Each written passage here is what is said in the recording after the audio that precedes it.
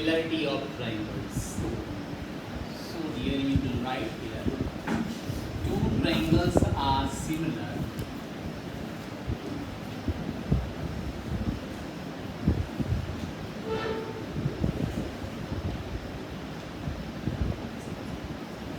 if there are two conditions. Number one,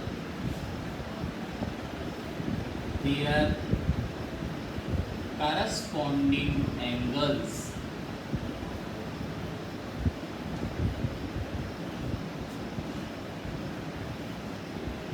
are equal, and number two, their corresponding sides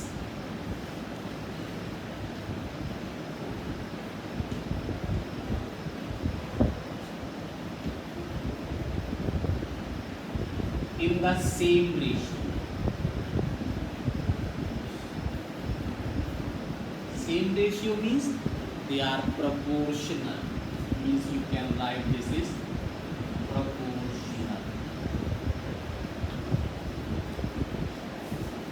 So these two things require to say that two triangles are similar. One things, corresponding angles are equal.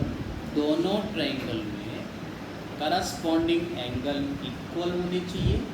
And second one, there corresponding sides are the same ratio.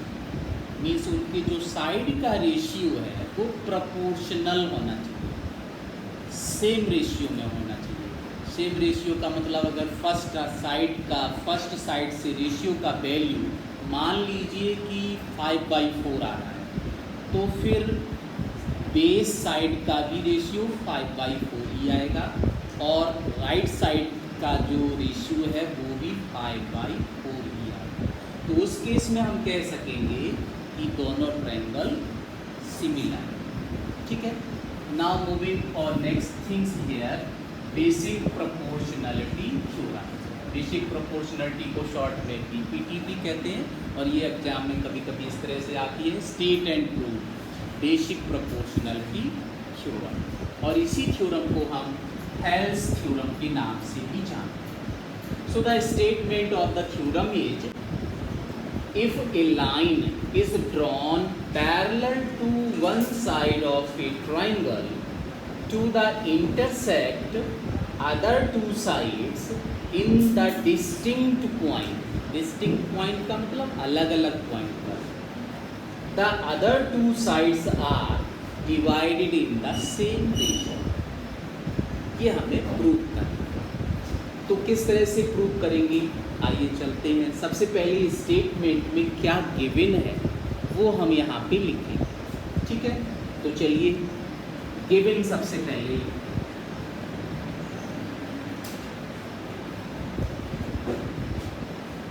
a triangle, this is given. First of all, you will write a triangle.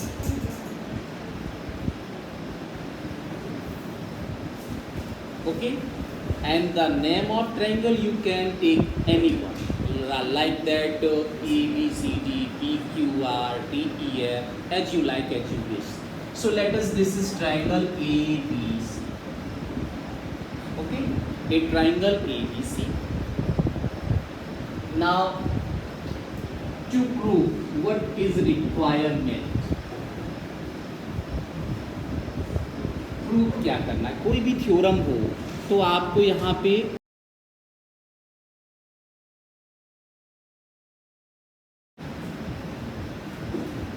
if a line is drawn parallel to one side of a triangle, so triangle is given to intersect that other two distinct point, the other two sides are divided in the same ratio.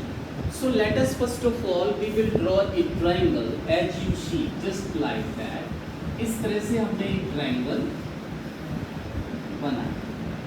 This triangle is not defined. You can draw any type of triangle. Let us, this is triangle ABC. So according to the statement, a line is drawn parallel to one side of a triangle. let this is the one side of a triangle, that is BC, and we will draw a parallel line just to BC, and then this parallel line intersect two distinct point of other two sides. तो देखो यहाँ पे इस parallel line ने, जो हमने इस line के इस साइड के पैरेलल ड्रॉ की है, उसने अदर टू साइड्स को टू डिस्टिंक्ट पॉइंट पे इंटरसेक्ट किया है. Let us these points are D and E. Okay, then what is other requirement? Then the other two sides are divided in the same ratio. तो वही two sides two parts में divide हो जाती है और उनका रेशियो भी same होता है. Means you can see that this is the first part, this is the second part, this is the first part, this is the second part, and the ratio of both sides are same. So requirement to prove that AD upon BB equal to AE, बिल्कुल सही, ये हमें prove करना है. Okay, अब इतना prove करेंगे तो ट्राइंगल तो डिफाइन नहीं है किस टाइप का है, कोई भी प्रॉपर्टी यहाँ मिल नहीं रही है. It means construction is required here. So we will write next heading construction. Construction क्या करेंगे? सी, हमने क्या किया, यहाँ से परपेंडिकुलर ड्रॉ कर दिया DC, और इस परपेंडिकुलर का नाम लिखा हमने, क्या लिखा? M लिख दिया. कुछ भी लिख सकते हैं, यू आर फ्री. और इसी तरह से E से भी हमने एक परपेंडिकुलर ड्रॉ किया, पॉइंट E से, और AD पर वो हमने ड्रॉ किया. Let us the name of this perpendicular is M. Okay, इसके साथ साथ हमने DC को भी ज्वाइन कर लिया और BE को भी ज्वाइन. तो जो हमने किया वो लिखेंगे यहाँ पे. Okay, so draw, what draw? PM perpendicular to AC and second one EN perpendicular to AB and EN perpendicular to AB. ये हमने ड्रॉ कर लिया. उसके साथ और क्या किया था? Join B to B and C to D and join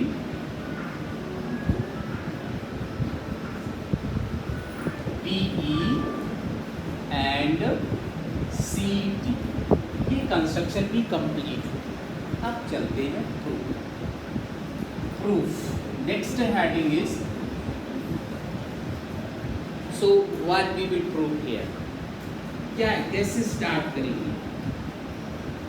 okay, जब हमें परपेंडिकुलर मिल गया, परपेंडिकुलर हमने ड्रॉ कर लिया और वो ट्राइंगल में परपेंडिकुलर है, तो यहाँ पे एक क्लू हमें मिला, हम इसका एरिया फाइंड कर सकते हैं. कौन सा फॉर्मूला यूज करके?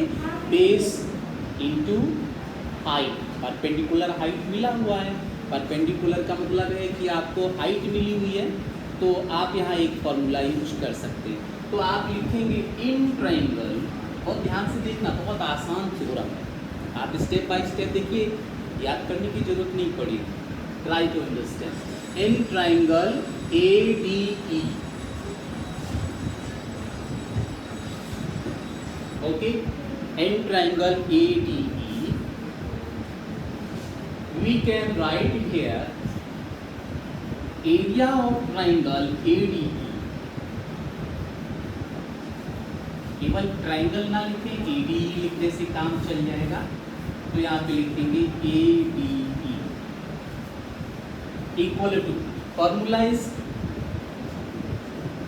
एरिया ऑफ ट्राइंगल, क्लास 6 में आपने पढ़ा, half into base into height. ये आपका फॉर्मूला. तो वही फॉर्मूला हम यहाँ पे यूज करेंगे. तो देखो, जब हम ट्राइंगल ADE ले रहे हैं, ADE, so base is DE है ना, sorry, base is AD perpendicular height क्या है ई एन, तो हम यहाँ पे लिखेंगे half into A D into E N, ठीक है। और अब इस ट्रायंगल का एरिया हम एक बार और निकालेंगे अगेन। एरिया ऑफ ट्रायंगल, आप देखिए हम कौन सा ट्रायंगल लेते हैं, बता सकते हैं? डी बी, सही बता रहे हो। अब नेक्स्ट ट्रायंगल लेंगे D B E. Area of triangle D B E, और यहाँ भी हम वही फॉर्मूला लगाएंगे। एक बात समझना जरा, ये कोई ट्रायंगल दिया, इसका एरिया हमें फाइंड करना है। परपेंडिकुलर हाइट का दिख रहा है नहीं? हम क्या करेंगे, यहाँ से इसको एक्सटेंड करेंगे और यहाँ से ये परपेंडिकुलर ड्रॉ करेंगे। तो ये परपेंडिकुलर कहाँ मिला? Just outside of this triangle, बाहर मिला जाके एक्सटीरियर में। तो यहाँ भी देखेंगे जब हमने ये डी बी लिया तो हमने इसको एक्सटेंड कर लिया। एक्सटेंड करने से ये हमें परपेंडिकुलर हाइट मिल गई। तो हम यहाँ पे बेस क्या लेंगे, D D, and height is E N again. तो यहाँ पे हो जाएगा 1/2 into D B into E N. Perpendicular height is again same to से ई एन। एक बार फिर समझना हो सकता है आप कंफ्यूज हो। हमने ट्रायंगल लिया डी बी ई, इस डी बी में ये बेस है। अब हमें चाहिए परपेंडिकुलर हाइट, तो यहाँ तो परपेंडिकुलर हाइट मीन्स 90 डिग्री वाली लाइन कोई नहीं मिल रही, तो हमने इसको एक्सटेंड कर दिया। एक्सटेंड जैसे किया तो ये हमें परपेंडिकुलर हाइट मिल रहा है। इस ट्रायंगल के लिए हाइट यही होगी मैक्सिमम। हाइट का मतलब क्या होता है, किसी भी ट्रायंगल का जब हम एरिया फाइंड करते हैं तो हमें मैक्सिमम हाइट चाहिए होती है, तो वो यही केस होगा और कहीं मैक्सिमम हाइट नहीं मिलेगी। तो यहाँ पे ये आपको हो गया ई एन, तो हमने लिख दिया E N. Okay, now see, हर एक स्टेप एक दूसरे से ज्वाइंट है। Now we will find the ratio. हमें चाहिए क्या है, रेशियो चाहिए। So area of triangle ADE divide by area of triangle DBE equal to, put all the values, that is half into AD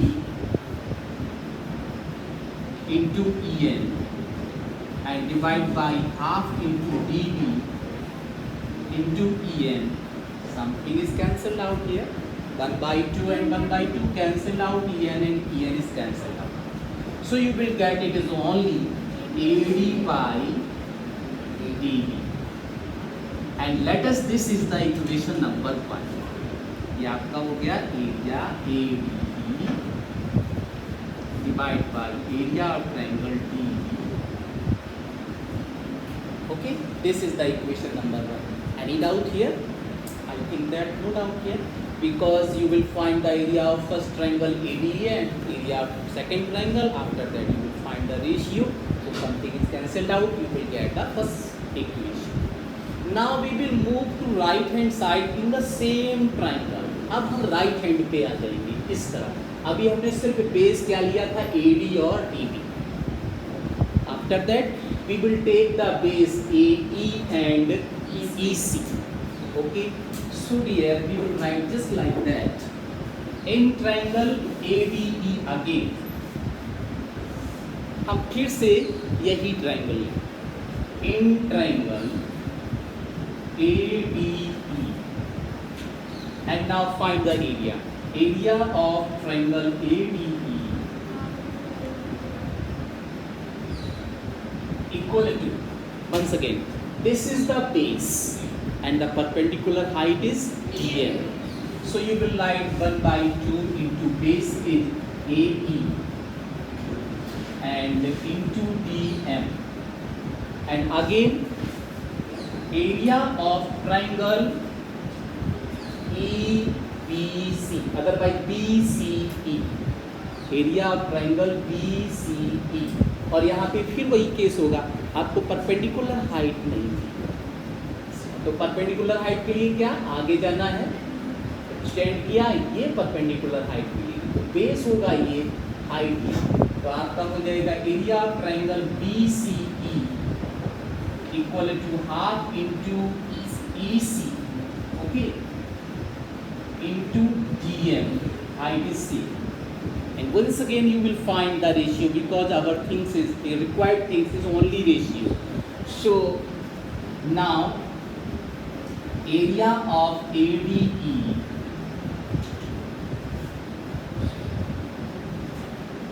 divided by area of BCE equal to half into AE into DM divided by half into EC into DM. So dear DM and DM is cancelled out. 1 by 2 and 1 by 2 is again cancelled out. You will get this is just like that area of ADE divided by area of BCE. Remaining things is AE and EC only. So you will write here AE divided by EC. And this is the equation number 2. Okay. Now next things is relation between these two ratio. Prove क्या करना है, दोनों equal होने चाहिए. तो दोनों ratio तो मिल गए लेकिन अभी यहाँ इक्वलिटी नहीं आ रही. अब क्या करेंगे, सी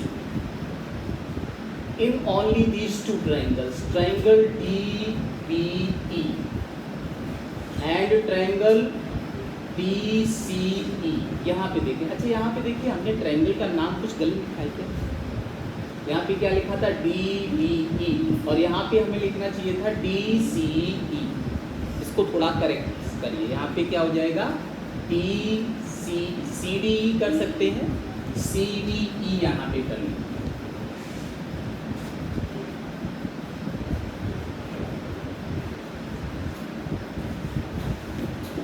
CDE.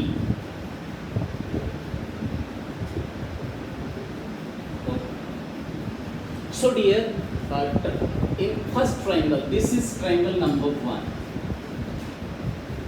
and this is the triangle number 2. These two triangles are just lies on a single base DE.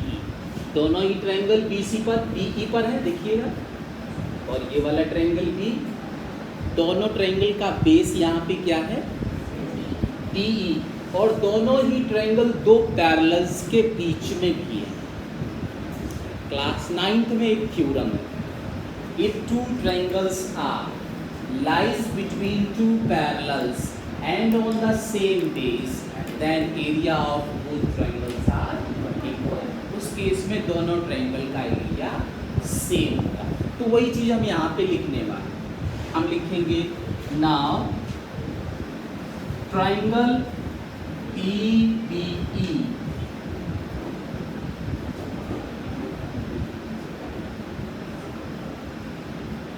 and triangle CDE on the same base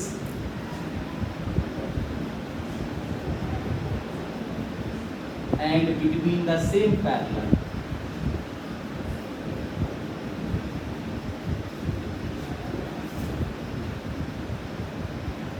Same parallels, therefore area of two triangles are equal. तो उस case में दोनों triangle का area equal होगा. तो therefore area of triangle DBE just equal to area of triangle CDE.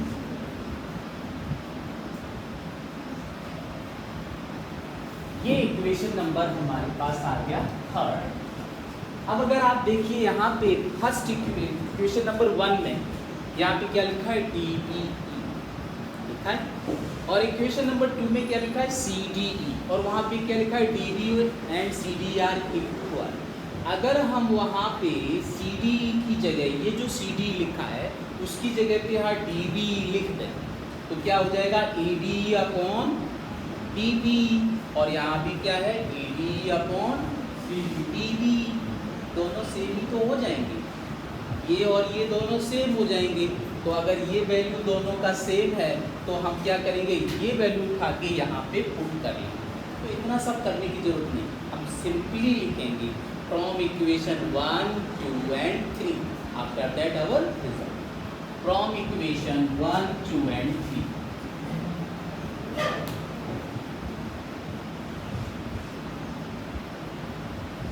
we get, क्या लिखना है, our required result, that is AD upon BB equal to AE upon EC. So this is required things you can write and ठीक है। इस तरह से हम ये बेसिक प्रोपोर्शनलिटी थ्योरम प्रूव कर सकते हैं। लेकिन ये बेसिक प्रोपोर्शनलिटी थ्योरम का जो एरिया है इतना ही नहीं है, और भी इसके डिडक्शंस भी हैं, आप इसे ऐसे भी यूज कर सकते हैं।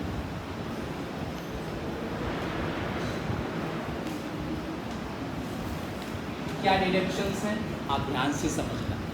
हमने क्या किया, ये जो रिजल्ट है इसमें 1 ऐड कर दिया, AD upon DB plus 1 equal to AE upon EC plus 1, दोनों तरफ प्लस 1 ऐड करेंगे। अब आप एलसीएम ले सकते हैं, DB यहाँ आएगा, डिवाइड में DB रहेगा, और यहाँ पे क्या आ जाएगा EC। जरा ध्यान से देखना, AD और DB क्या है इस डायग्राम में, AD और DB क्या है AB, तो ये बन जाएगा आपका AB अपॉन DB, और राइट हैंड में देखिए ये EC यहाँ आएगा तो AE plus EC, AE plus EC means हो जाएगा AC अपॉन EC। तो ये देखिए आपका जो बेसिक प्रोपोर्शनलिटी थ्योरम का सेकंड फॉर्म आ गया। इसी तरह से हम अगर चाहेंगे तो इसका ऐसे भी कर सकते हैं, यहाँ पे DB अपॉन AB, अभी हमने क्या लिखा था AD अपॉन होल साइड, अब हम नीचे वाला पार्ट लेंगे DB upon whole AB and DB upon AB equal to, यहाँ पे ले लीजिए EC upon AB। This is the next other piece, third piece, AB, यहाँ AB और यहाँ पे सॉरी BC। तो ये आपका दूसरा फॉर्म आ गया। ये किस लिए होता है, क्वेश्चन को सॉल्व करने के लिए। मान लीजिए थोड़ी देर के लिए आपको यहाँ पे ये दे दिया है 2 और ये दे दिया है 5 होल, इधर आपका ये दे दिया है 7 और कितना दिया है 3, and question says that find this AE find करना है। कौन सा आप फॉर्मूला यूज करोगे, ये फॉर्मूला यूज करोगे लास्ट वाला। DB आपको गिवन है, ये वैल्यू यहाँ पुट करो, AB आपको गिवन है, ये वैल्यू पुट कर लो। इसके बाद में आपको कौन सा वैल्यू पुट है, EC पुट है, 3 पुट कर लो, और AC आपको एक ये चीज़ आपको पता ही नहीं, ठीक है, तो आप EC की जगह AC लिखा रहने दीजिए, यहाँ 7 लिखेंगे, आपको वैल्यू क्रॉस मल्टीप्लाई करिए वो मिल जाएगा। या 4 में से कोई भी एक वैल्यू ना दी हो, यहाँ पे 4 चीज़ें हैं ना, फर्स्ट सेकंड थर्ड फोर्थ, तो जिसमें जो भी चीज़ ना हो वो वहाँ वैसी रह जाएगी और सिंप्लीफाई कर लेंगे तो आपको आंसर मिल जाएगा। या आपको ये इस तरह से ना दिया हो, ऐसे दिया हो केवल ये 1 है, ये 2 है, ये 2 है, ये 3 है, 3 नहीं है। अब आपसे कह दिया केवल आप ये पता करके बताओ, EC का वैल्यू बताओ, सिंपल यही फॉर्मूला यूज करेंगे। AD का वैल्यू 1, AB का 2 और यहाँ पे इसका वैल्यू 2, EC पता ही नहीं है, क्रॉस मल्टीप्लाई करोगे इस तरह से 1/2 equal to 2/EC। Cross multiply कर लो, EC यहाँ आएगा, यहाँ पे क्या आ जाएगा। ये क्वेश्चन एग्जाम में पूछ लिया जाता है 1 मार्क्स का। इसे डायग्राम दिया होगा और 2 चीज़ें वहाँ 3 चीज़ें वहाँ पे शो कर रहा होगा, चौथी पूछेगा। तो आपको पता होगा वो यहाँ पे वो बेसिक प्रोपोर्शनलिटी थ्योरम का यूज करना है, जो आप यूज कर सकते हैं। So dear, here is the exercise 6.1 of the chapter 6, that is triangle, and question 1 is fill in the blanks using the correct word given in brackets. Okay, so first one is all circles are congruent and similar. So dear, you can say easily that two circles are similar because they are different radius, and if they are same radius then you can say that they all circles are congruent, but here you will say similar. Okay, now second one is all squares are similar or congruent. So once again you will say here that is similar because the side of squares are different, so there are similar squares. Okay, now moving for next question number 3, all triangles are similar, isosceles triangle or equilateral. So you will write here equilateral triangle because all the equilateral triangle having the same shape but not same side, so you can say that all equilateral triangles are similar.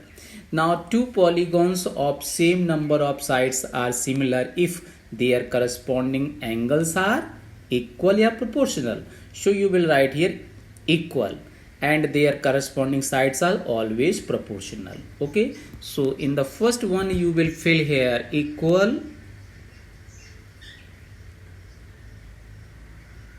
and in the second one here you will fill that is proportional. Now question number 2, give two different example of pair of similar figure and non-similar figure. So similar figure you will give here, let us number 1 you will write here two squares,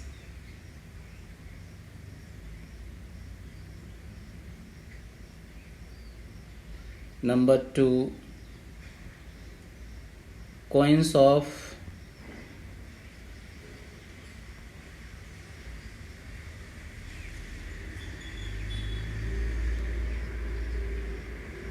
₹2.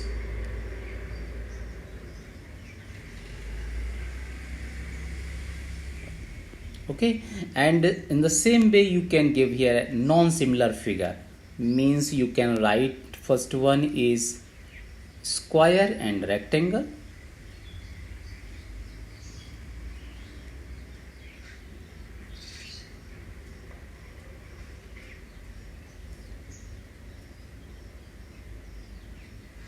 and next one you will give the example here for the second number question.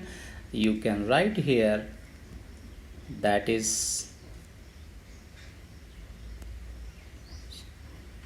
equilateral triangle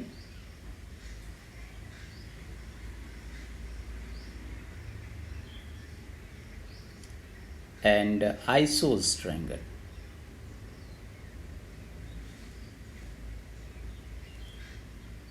So these are the two examples of non-similar figure. So